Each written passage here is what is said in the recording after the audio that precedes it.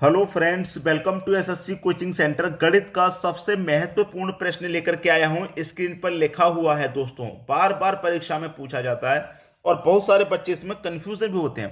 तो क्या होता है इन प्रश्नों में वो देख लेते हैं। तो चलिए स्टार्ट करते हैं। पहला प्रश्न है, 60 में कुल कितनी संख्याओं से भाग दिया जा सकता है। ठीक है, कुल कितनी संख्या ऐसी हैं जिनसे भाग दिया जा सकता है 60 में। तो 60 में दिया रहा ना, कितने में, 60 में कितनी संख्याओं से भाग दिया जा रहा है। तो आप क्या करेंगे दोस्तों, 60 के गुणनखंड कर लेंगे। ठीक है, 60 के गुणनखंड। मैं 2 से 60 को काटूंगा, 30 बार में जाएगा। फिर 2 से काटूंगा, 15 बार में जाएगा। अब 2 से नहीं जाएगा, अब 3 से काटूंगा, 5 बार में जाएगा। अब 5 से काटूंगा, खत्म। तो कितनी बार में गया, 2 बार, 2 बार, 3 बार, 5 बार। मैं यहां पर लिख देता हूं, 2 बार में गया, फिर 2 बार में गया, फिर 3 बार में गया, फिर 5 बार में गया। यही तो गया है। अब देखिए यहां पर क्या करेंगे आप, यहां पर बस आपको यह ध्यान रखना है कि ये कितनी बार है, 2 आपको 2 बार दिया गया है। 2 आपको 2 बार दिया गया है कि नहीं। 2 आपको 2 बार दिया गया है, 3 आपको 1 बार दिया गया है और 5 भी आपको 1 बार दिया गया है। इतना ही है और कुछ नहीं।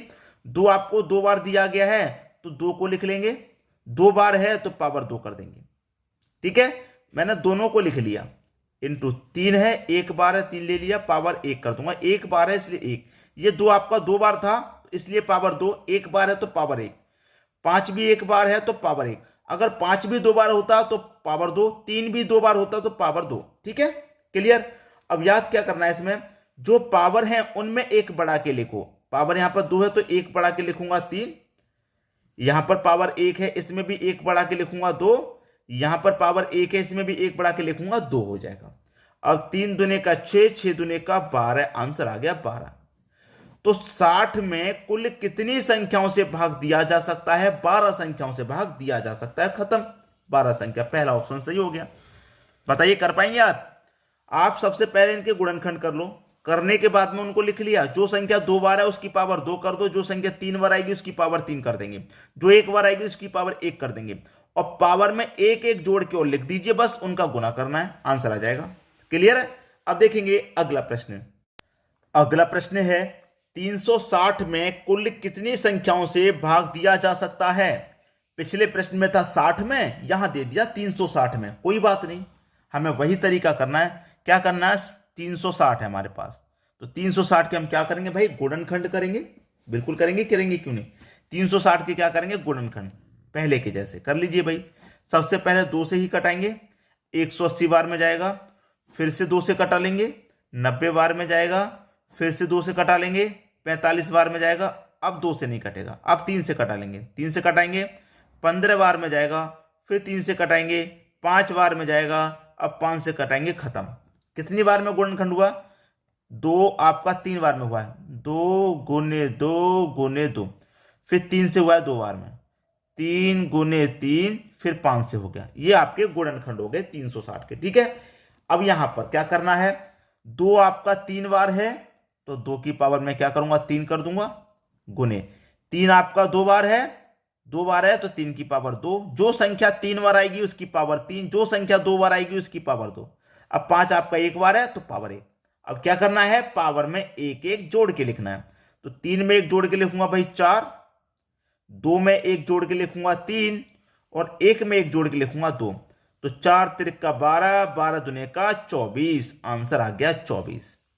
पहला ऑप्शन सही हो गया। तो 360 में कुल कितनी संख्याओं से भाग दिया जा सकता है, 24 संख्याओं से भाग दिया जा सकता है।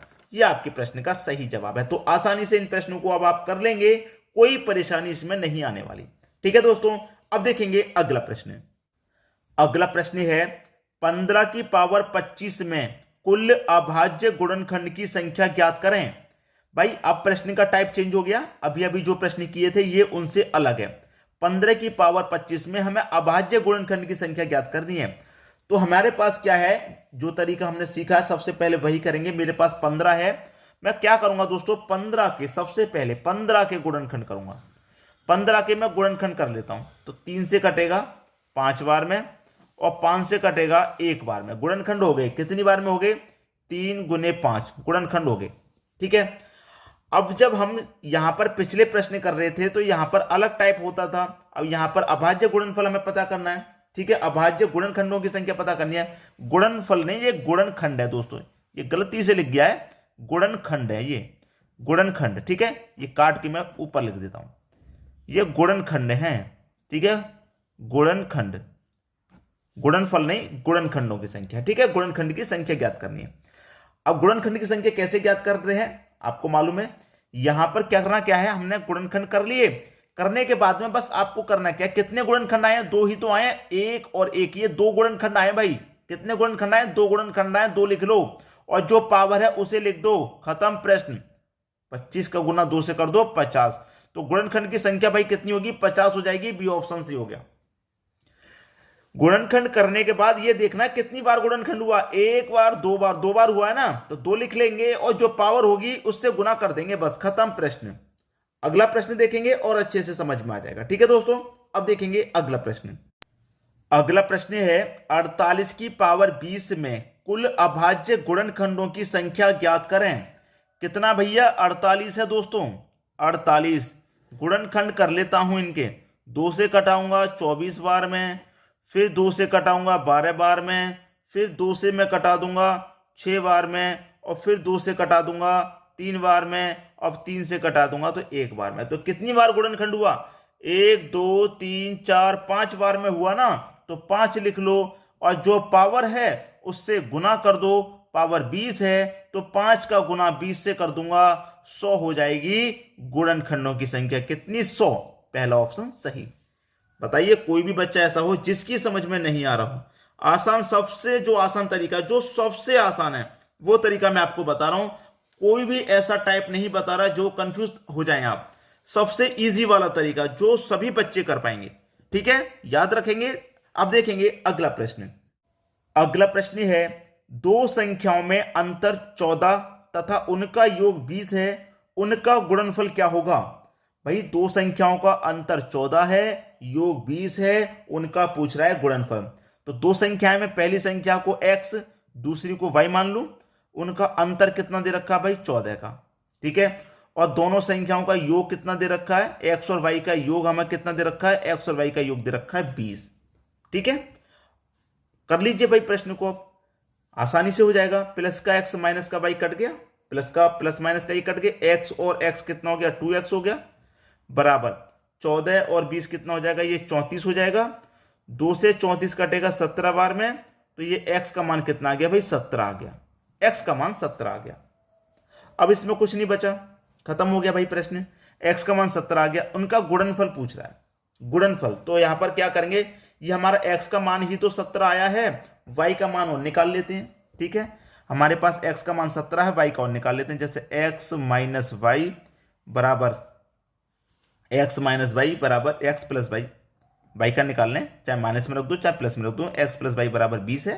ठीक है, x का मान मेरा कितना है, 17 है, प्लस y का मान दोस्तों मेरा कितना है। अब यहां पर देखिए y का मान तो हमें निकालना ही है, x का मान मेरा 17 है, y का मान हमको निकालना है, तो y का मान निकालना है दोस्तों यहां पर, तभी तो दोनों संख्या रख पाएंगे, फिर उनका गुणा कर पाएंगे, तभी तो रख पाएंगे। अब देखिए x प्लस वाई मेरा 20 था, x प्लस वाई मेरा 20 था, यहां पर पहले दे रखा था कि दोनों संख्याओं का योग 20 है।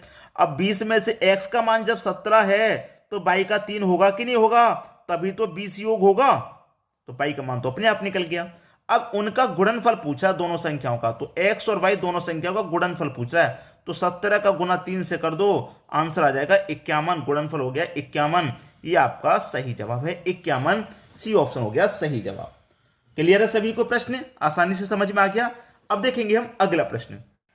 अगला प्रश्न है, दो संख्याओं का योग 42 है तथा उनका गुणनफल 437 है, तो उन संख्याओं का अंतर है। भाई ये प्रश्न और बढ़िया दे दिया गया, यहां पर तो ये प्रश्न और ही ज्यादा खतरनाक है। अब इसका क्या करें भाई, और ही ज्यादा खतरनाक प्रश्न। देखिए दो संख्याओं का योग 42, मतलब दो संख्या, पहली संख्या x ले लूं, दूसरी संख्या y ले लूं, और दोनों का योग कितना भाई, दोनों का योग है 42। ठीक है, दोनों का योग 42 है, और उनका दोनों का गुणनफल 437 है। गुणनफल कितना भाई, 437, गुणनफल 437 है, ये कह रहा है। कोई बात नहीं, पहले मैं इनका अंतर निकाल लेता हूं। x माइनस वाई का अंतर कितना है, 4, 5, 6, 7 क्या है, दे तो नहीं रखा है प्रश्न में। जब नहीं दे रखा है तो क्या करेंगे, हम ऑप्शन के थ्रू प्रश्न को सॉल्व कर लेते हैं। मान लेते हैं कि उनका अंतर 4 है, ठीक है, अंतर 4 है, मान लेते हैं अंतर 4 है। तो प्लस का y माइनस का y कटेगा, x और x 2x हो जाएगा, ये बराबर 42 और 4 46 हो जाएगा, ठीक है। 2 से 46 कटेगा 23 बार में, बराबर x की वैल्यू कितनी आ गई, 23 आ गई। अब देखिए यहाँ पर x प्लस y बराबर कितना था, 42 था, जिसमें से x की वैल्यू 23 है। x की वैल्यू 23 है तो y की कितनी हो जाएगी भाई, y की 19 हो जाएगी, तभी तो दोनों का योग 42 होगा, ठीक है। अब यहां पर कह रहा है कि दोनों का गुणनफल कितना होना चाहिए, 437। तो दोनों का गुणनफल कर लीजिए, कितना आता है पता चल जाएगा। 19 त्रिक का 57 का 7, कैरी का 5 रहेगा। 19 दुने का 38, 38 में जोड़ेंगे 5 तो ये हो जाएगा 43। ये कितना हो गया, 437 हो गया। और गुणनफल कितना होना चाहिए, 437, और 437 ही निकल के आया है। इसका मतलब क्या है, हमें हमारा आंसर मिल गया। हमसे पूछ रहा था कि अंतर कितना है, अंतर हमारा 4 है, संख्याओं का अंतर कितना है, 4। पहला ऑप्शन सही हो गया। अगर 4 रखने से 737 नहीं आता, 437, तो फिर 3 रख के देख लेते, 5 रख के देख लेते, गो थ्रू ऑप्शन प्रश्न को सॉल्व करते। अब देखेंगे हम अगला प्रश्न।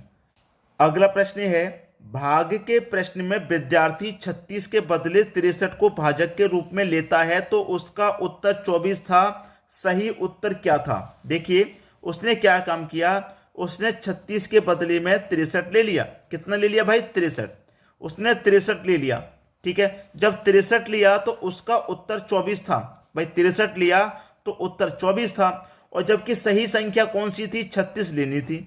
36 से भाग दे दो बस, ठीक है, 36 से भाग दे देंगे। 12 दूने का 24, 12 त्रिक का 36, ठीक है। और 3 से कट जाएगा ये आपका 21 बार में, ठीक है। 21 दूने का कितना हो जाएगा, 42। तो सही उत्तर क्या था, सही उत्तर 42 था। कितना था, 42। बी ऑप्शन सही हो गया। सभी के समझ में प्रश्न अच्छे से आ गया, किसी को कोई समस्या नहीं होगी। वीडियो देखने के लिए आपका बहुत बहुत धन्यवाद।